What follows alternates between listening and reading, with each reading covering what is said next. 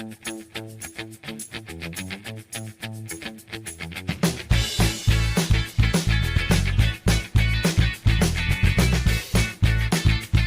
guys, ketemu lagi di channel Cooking Nipit.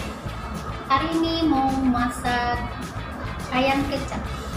Bumbunya ada bawang putih yang udah diulek, digiling, jahe, kuas yang udah digiling, ada bawang bombay diiris, bawang merah diiris, bawang putih, cabai rawit,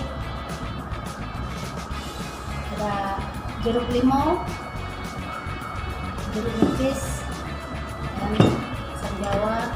Ini sedikit apa namanya, ini aren, kaldu bubuk, daun salam, daun jeruk, sama serai,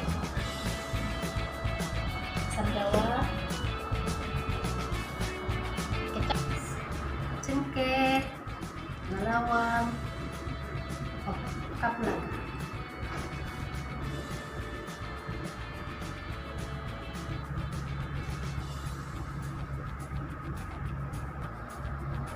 Ini ayam yang udah digoreng. Kalau Nipit bikin ayam kecap, ayamnya digoreng dulu ya guys.